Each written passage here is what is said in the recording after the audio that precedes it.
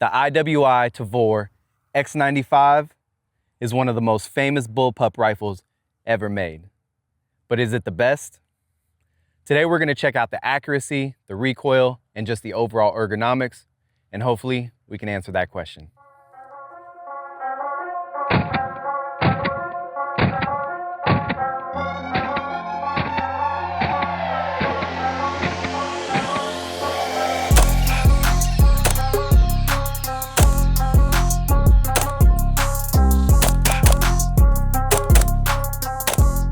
Welcome back to Silent Pew. Today, we're out at the range and we are testing out the Tavor X95. It's a 5.56 bullpup style rifle that packs full-size performance in a much smaller package. So let's check it out. So what makes this a bullpup rifle? Well, first and foremost, if we take a look at the rifle itself, you'll be able to see that trigger is actually out front in compared to the magazine and the action, which is located behind the trigger. Secondly, as you'll notice, this does resemble a short SBR. However, it is a full-length rifle because we do have a full-length 16-inch barrel out front. Now, it's hard to tell because that barrel is tucked all the way in due to the way that this is set up. So let's take a look at the feel and the ergonomics of this rifle. As you can see, we have a much shorter overall package. And even just the way that I'm holding this, you can tell how well the weight is distributed amongst the rifle itself. So bringing this to my shoulder, we've got a nice solid butt pad back here. This is actually probably one of the thicker butt pads that I have on any of my rifles.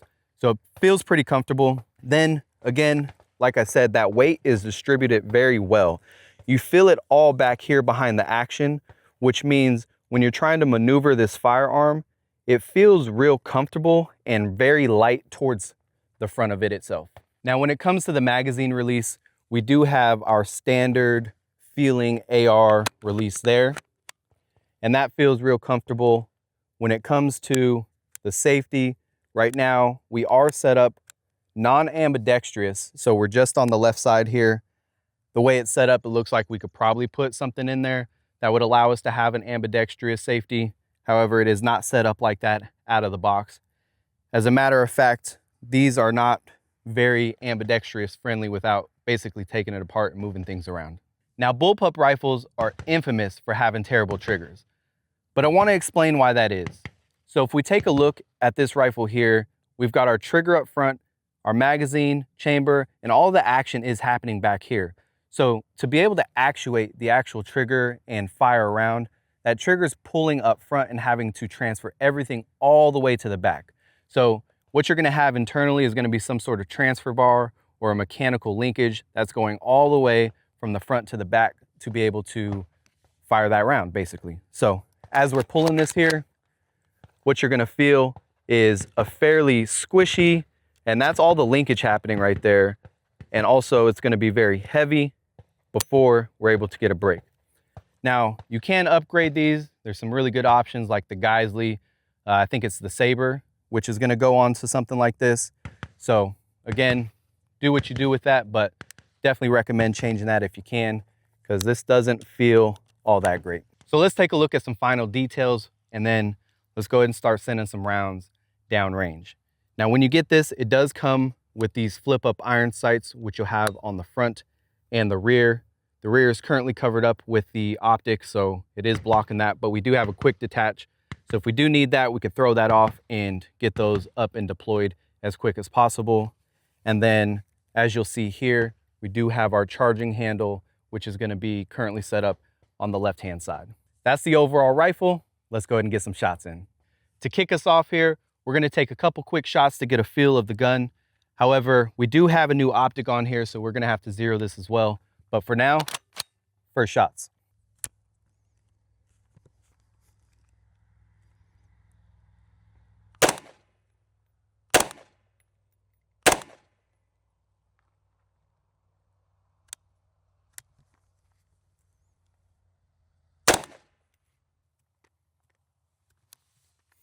Whew, that's pretty gassy. We don't have a suppressor on there yet, so I'll be interested to check out when we throw on that Velos, because that's pretty gassy right off the bat.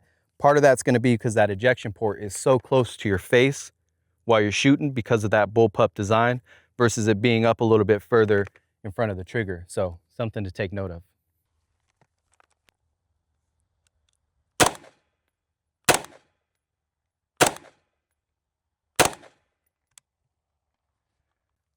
Yeah, perfect. So let's go ahead and dial this in a little bit. It looks like it's pretty center. It's just going a little bit low. And then let's put this thing through some more tests. All right, we are 50 yards out. Let's see if we can get a decent group here.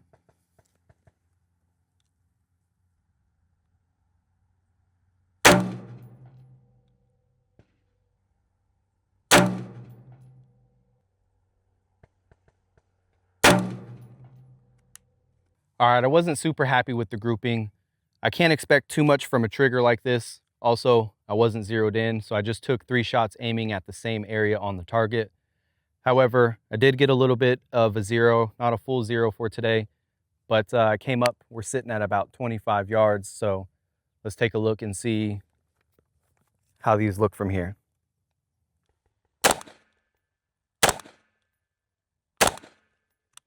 Yeah, so after zeroing, much better. Obviously, we're standing a little bit closer, but let's go ahead and check those out. All right, this is coming in right about 25, 26 yards. So after putting a little bit of a 0 on that optic, we've got 2 touching, 1 just up to the right. Looking good so far.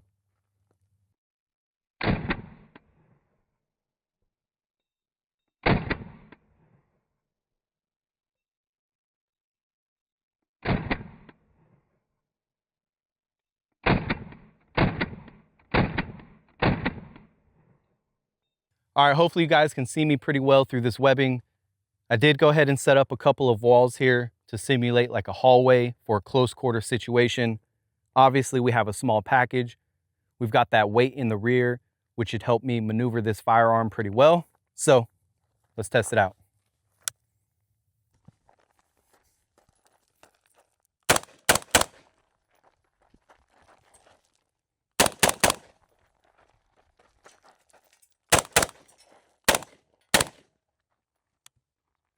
So pretty good. I mean, a firearm's a firearm, so it's going to be pretty heavy.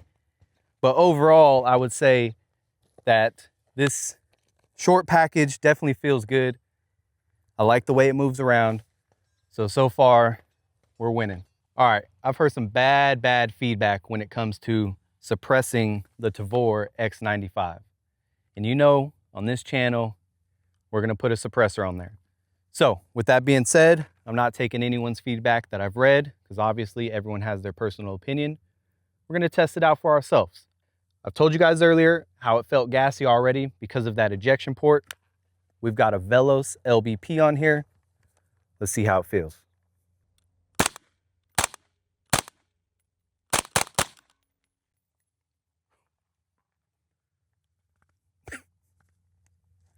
Gassy. Okay. Woo. So definitely gassy. That's probably, yeah. Let me put this down. So that's definitely the gassiest gun that we've shot on the channel so far. That gets in your nose pretty well. That's going to come from that ejection port being so close to your face. And then, I mean, that low back pressure probably definitely helps. If it's that gassy with the low back pressure, can't imagine what it's like without. We'll definitely have to get this out here and test it.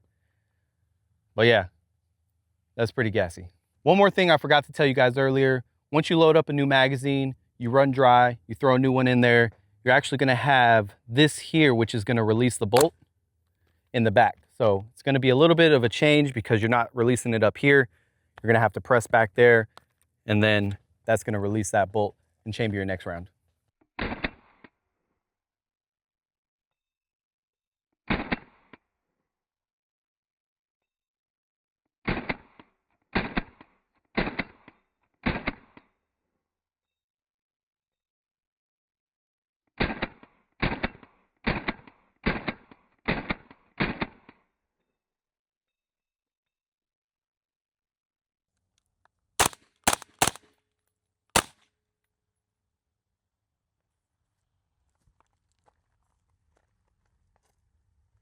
So is the X95 the best bullpup rifle out there? For some, it might be. For us, we need to check out a few more bullpups to be able to really answer that question. We need to check out the AUG, the Springfield Hellion, and maybe even a few more to be able to answer that with full accuracy. In the meantime, drop down in the comments below whether you love or hate bullpup rifles as a whole. Make sure you guys like this video, share it with a friend or two, and of course, subscribe and turn on notifications. And as always, stay safe and shoot straight.